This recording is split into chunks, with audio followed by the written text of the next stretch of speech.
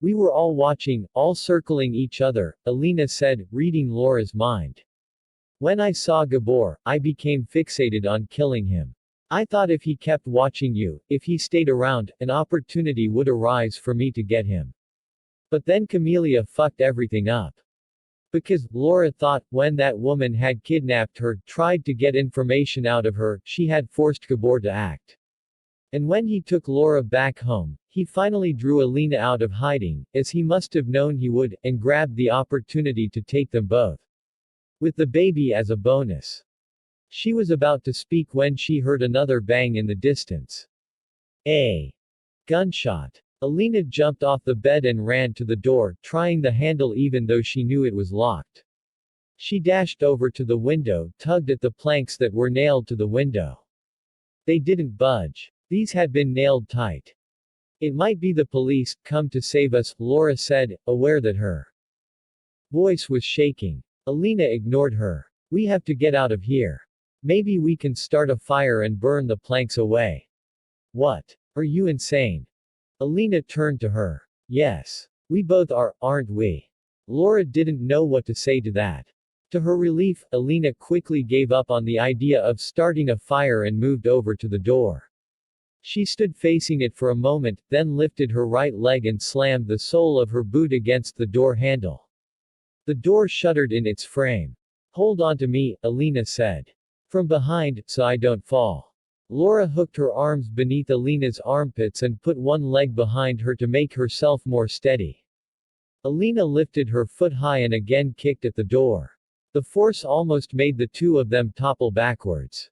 Laura leaned forward against Alina's back, providing more support. Try again, she said. Alina lifted her foot again and slammed it with all her strength into the door. Chapter 62. Gabor stood over me, his finger twitching on the trigger, relishing the terror in my eyes. This was it. I was dead. Behind Gabor, Edward lay motionless on the ground. I closed my eyes, wished I believed in God and heaven and that I was about to go somewhere better. A crashing sound came from the house. Gabor looked over his shoulder and I opened my eyes, grabbing the opportunity to roll away. He turned back and fired, but only kicked up a great gouge of earth beside me. He swoorianed opened the shotgun, feeling in his pocket for more shells. I threw myself at his legs, rugby tackling him to the ground. He still held on to the gun but it hung open, the shells falling to the grass. He kicked me on the underside of my chin, then kicked again, connecting with the side of my head. I fell flat in the dirt, pain exploding in my skull, and Gabor pushed himself to his feet, then bent over to grab the dropped shells. He muttered to himself in Romanian. I lifted my head and saw a black-clad figure run around the corner of the house, barely visible in the moonlight, heading towards us. I blinked, unsure if I was hallucinating, if the blow to the head had damaged my brain. It was Alina. She dipped to pick something up as she ran and trod on a stray twig, which cracked. Gabor, who had finished loading the shotgun and snapped it shut, whirled around just as Alina reached us, but Alina was already swinging the rock in her hand with all her weight behind it. The sound it made as it connected with the side of Gabor's head was dull and wet. He bent over, staggered but did not fall, and then Alina brought the rock down again, using both hands. I heard his skull crack, a loud, splintering sound. He fell forward onto his belly and Alina used her foot to roll him over. He was still alive. He tried to speak, but made a whimpering sound instead. Alina held out the rock to me. You want to do it? From behind her, I watched as Laura came around the corner, walking slowly, a bundle of blankets in her arms. The bundle made a noise and I realized it was Oscar. Daniel. Alina asked. You want to? I shook my head. Your choice. She held the rock in both hands and slammed it down on Gabor's face. For us, she said. She brought the rock down again. For us. And again. I looked away, trying to tune out the sickening crunching noises. I focused on Laura coming towards me, and I had tears in my eyes, tears of relief. She was alive, the baby was alive. And so was I. Laura stood beside the coal shed and stared at me. I couldn't read her expression but could see tears shining in her eyes. Beside me, Alina dropped to her knees beside Gabor's body. She reached over and took the shotgun from his limp hands. She held it out to me and, still kneeling, looked up, her face glowing white in the moonlight. I killed your friend, she said to me. My friend. For God's sake, he wasn't my Jake. I killed your friend Jake. I gave my head a shake, unable to take in what she'd said. She offered me the shotgun again and, without thinking, I took it. I pushed him from that bridge. I knew you had told him about the forest, about what happened to me. I was watching you. I was going to kill you next. Gabor, then you, then Laura. You left me in that place, left me to die. I came here for revenge. I am Morella. I couldn't speak. Morella. What the fuck was she talking about? I didn't even care that she said she'd come here to seek vengeance against Laura and me. All I could think about was that she had killed Jake. But you two don't deserve to die. You're good people. Behind her, Laura took a couple of steps closer. She said Alina's name but the Romanian woman ignored her. I hated you for leaving me in that house. But I understand why you did it, and I don't blame you anymore. You did what you had to do. And now you have to do one more thing. She gestured towards the gun in my hands. I want you to kill me. Laura said, no. I killed Jake, Alina said. I waited for him on the bridge, pretended I was going to jump. He climbed up onto the railing to pull me down. He offered me his phone, said I could call somebody, that I just needed someone to talk to. And as soon as he gave me his phone, I pushed him. I watched him fall, and I ran away, left his broken body lying there. Sent a text to the last person who'd texted him. She looked into my eyes. So now you have to kill me. I deserve to die. Daniel, don't, Laura said. She was shaking now. I could picture what Alina had described. Could see Jake, good-hearted Jake, trying to help this distressed stranger. He would have had no idea who she was. I could see his body on the road below. My best friend. A young man on the cusp of achieving everything he'd ever wanted. His future stolen away by this woman. Hands trembling, heart thumping, I pointed the gun at her. Do it, she said. She smiled and stretched her arms wide. I am ready to join my sisters. Daniel, Laura said. Don't do it. My finger trembled as I caressed the trigger. Tears splashed down the front of my shirt. Beside me, I was aware of Gabor's body, his face a bloody mess of smashed bone. Alina closed her eyes, a peaceful smile on her face, as if she were facing the sun. In the distance I could hear police sirens. Somebody must have heard the gunshots and called them. The sirens grew louder, closer. I steadied the barrel of the gun. Alina had not only killed Jake and Claudia, she was responsible for Edward's death too. And I understood her motivation. When she was dead, there would be no one left who knew about that night in the forest, who had witnessed what Laura and I had done, and hadn't done. Only Laura and I would remain. Everyone I'd told was dead and Ion didn't know what had happened after we were thrown off the train. Alina was the last one. With her gone, we could go back to normal, pretend none of it had happened. The earth would be scorched, the forest burned to the ground. As if from a great distance, I heard Laura say my name. The sirens were very close now. Do it, Alina said. I squeezed the trigger. Part 7 London January 2014 Chapter 63. I rang the bell and waited to be buzzed in. It had been raining since Christmas and I stood here now during a rare lull in the downpour, watching ominous black clouds heave into view like battleships. I didn't care about the rain. I had my life back.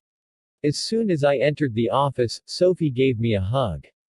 You've had the decorators in. The last time I had seen this office it was ablaze. Yeah. The skinflint in there has even promised to let me buy some art for the walls. She stepped back and looked at me. So, how are you doing? I'm okay, I said.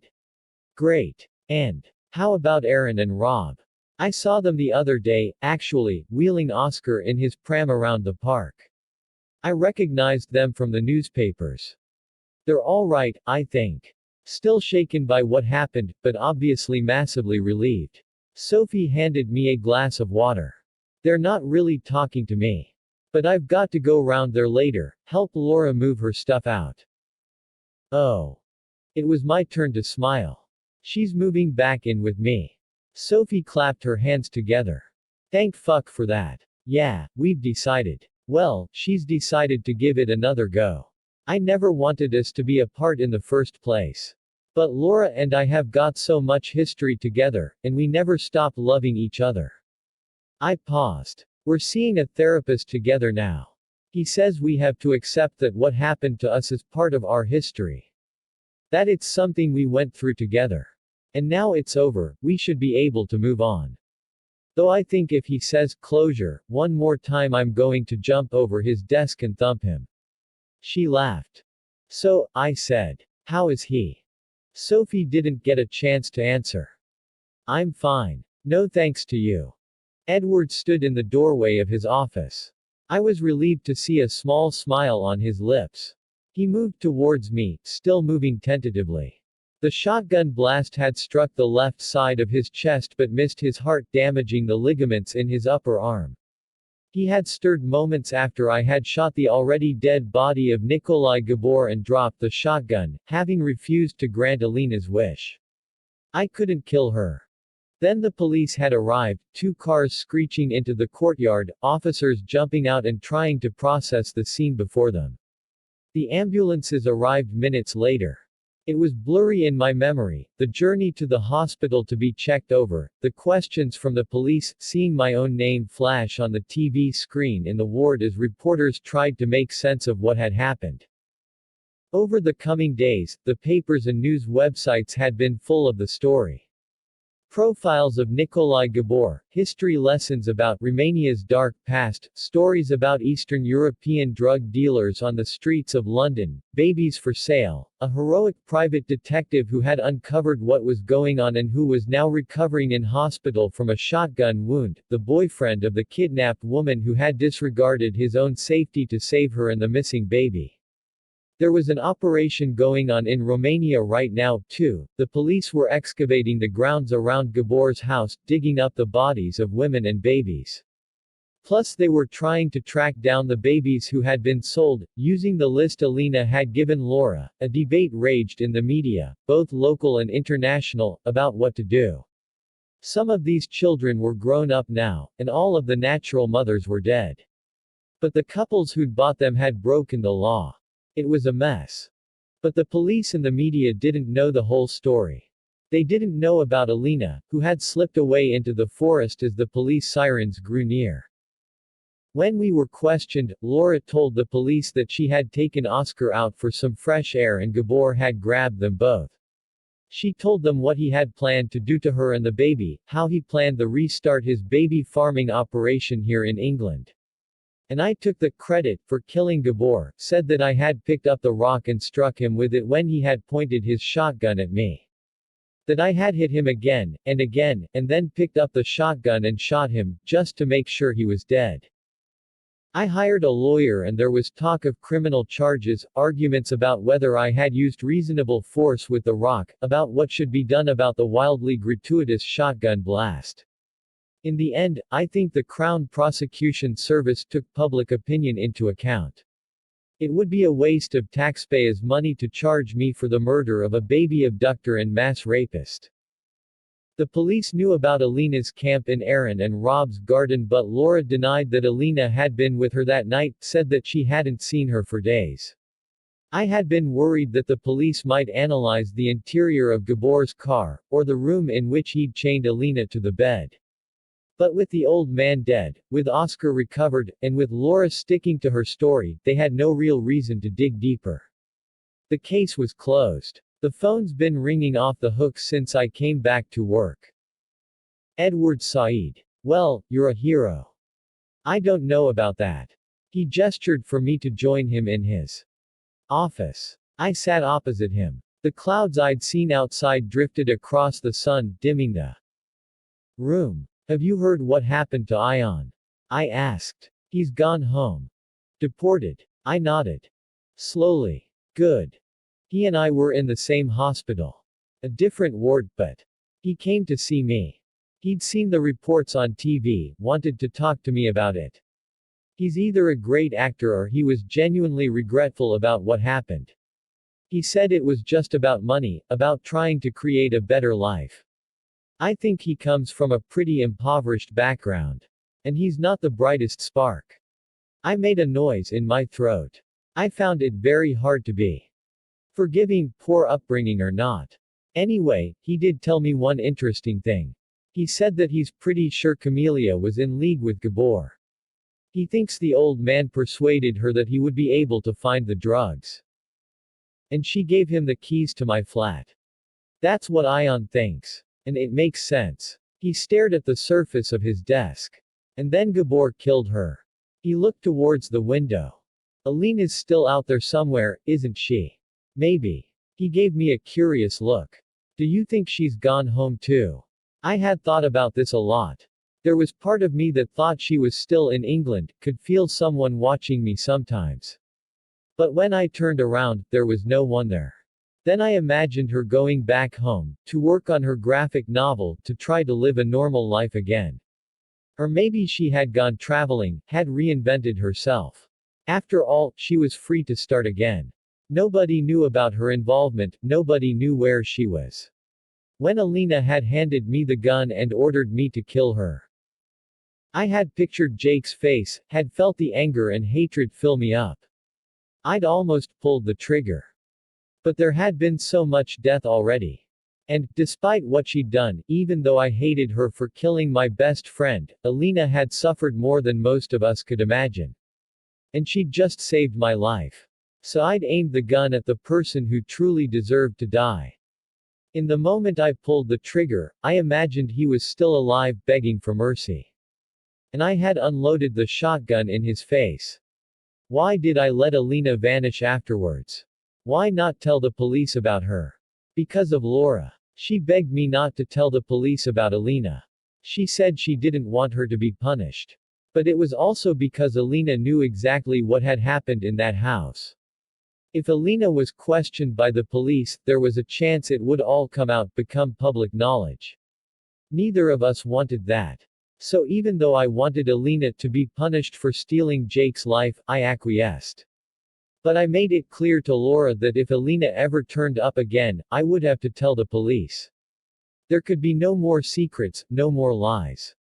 I really don't know where Alina's gone, I said, answering Edward's question. We sat in contemplative silence for a minute.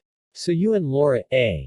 He said eventually. That's great news. Thanks. You're lucky, Daniel. But make sure you look after her, all right. Here's my advice, she wants to travel first class, pay for first class. I laughed. Don't worry. He laughed too and winced, holding his upper chest. God, it still hurts. You need a holiday. I checked my watch. I'd better get going. It's been great to see you. You need to let me know how much I owe you. £1 million. Well, if I sell this new app I've started working on. Single quote. He smiled. Honestly, you don't owe me anything. Buy Laura a present. Or something. Thanks, Edward. I could tell he had something on his mind, something else he wanted to say. What is it? Just this whole thing with Gabor, what he did. You know, I used to think when people talked about evil, about how some human beings have that inside them, that it couldn't be true.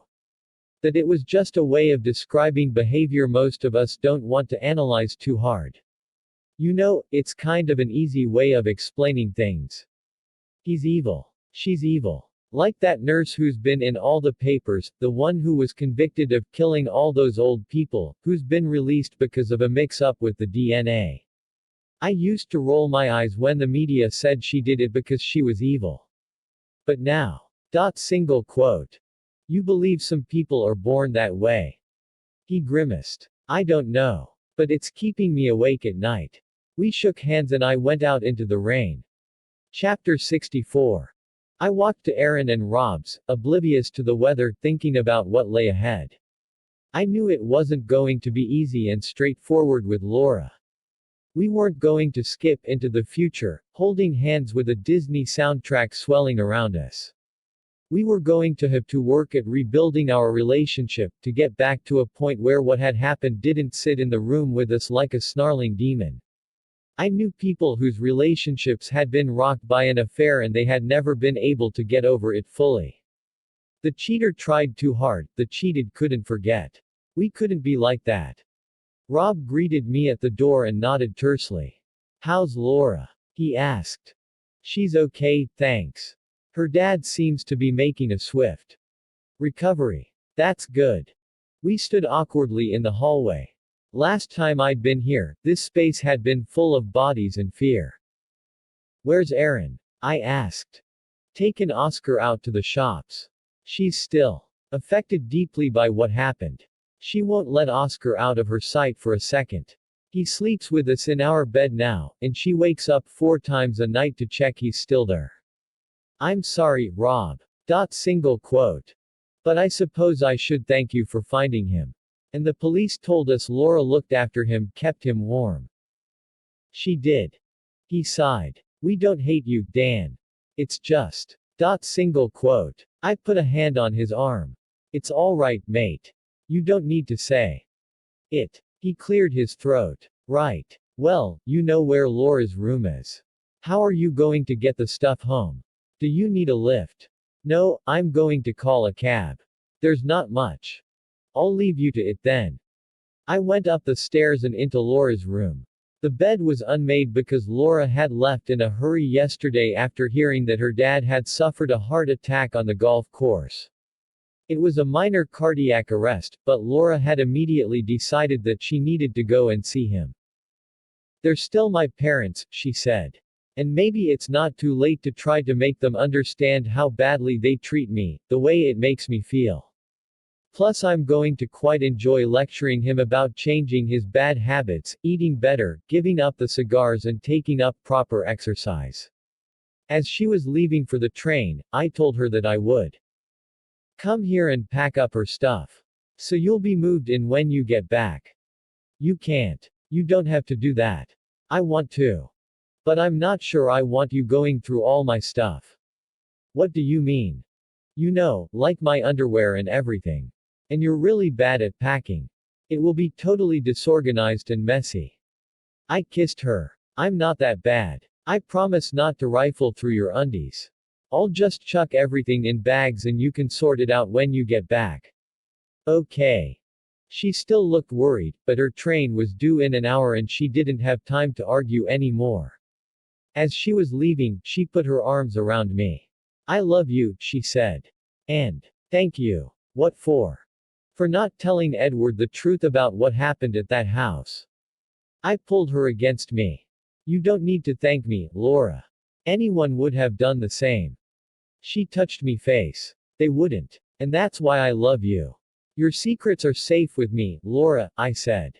"All of them." She frowned and pulled away, leaving me a little confused. But I had let it go.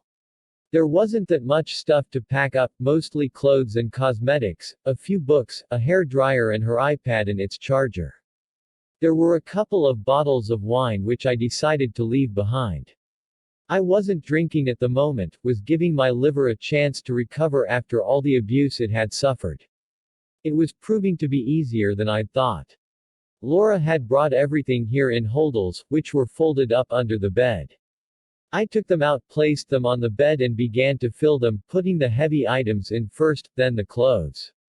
I found a photo of the two of us blue tacked onto the back of the wardrobe, which made me smile. We had our cheeks pressed together and were squinting a little at the sun. I untacked it from the wood and set it aside and sat on the bed for a moment, remembering our drunken encounter in this room. We had first slept together again after Jake's funeral, back at my flat, which would soon, again, be our flat, the kind of sex in which you cling to each other, the room shaking from the release of emotion and stress and pain. Intense, powerful sex that lasted all night, the kind we'd had when we first met and fell in love. The cremation had been, in one way, wonderful. Full of people who loved Jake, music playing, a huge turnout. A celebration of his life. At the same time, though, it was terrible, one of the worst experiences of my life. I sobbed as his body slid beyond those velvet curtains while Laura sat white-faced beside me. Since then it had been announced that Universal were going to release an album of tracks he'd already recorded. It's what he would have wanted, everyone said. But that was bullshit. What he'd wanted was to be alive, to sing those songs to audiences, to feel the applause. What was the point in posthumous glory? But I didn't say this. I kept quiet. I forced myself to stop thinking about Jake. Today was meant to be a happy day. A day for positive thoughts. I emptied the chest of drawers from the bottom up, t-shirts and vests, then tights and leggings and jeans. Finally, I came to her underwear drawer. I laughed at the thought of her saying she didn't want me to rifle through it. It wasn't as if I hadn't seen it all before. Still, Laura was a private person. She wasn't the kind of person who sits on the toilet while her partner is in the room. I scooped up an armful of bras and knickers and, as I carried it over to the bed, something dropped to the floor.